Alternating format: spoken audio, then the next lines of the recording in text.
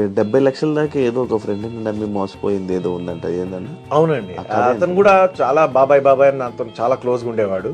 నేను ఏ ప్రాపర్టీ చూసినా కూడా అది వద్దు బాగాలేదు, ఇది వద్దు బాగాలేదు, అది అని ఆఖరికి వాళ్ళ నాన్నను కూడా తీసుకొచ్చి చూపిస్తే వాళ్ళ నాన్న కూడా ఇది బాగాలేదు అది బాగాలేదు అని చెప్పేసి అది.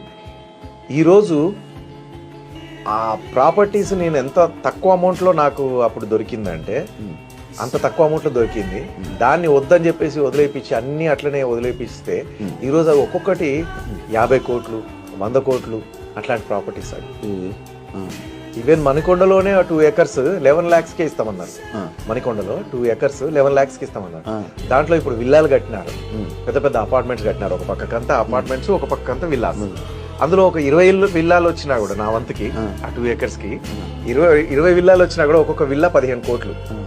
చూడండి, పోనీ 10 విల్లాలు వచ్చినా 100 కోట్లు.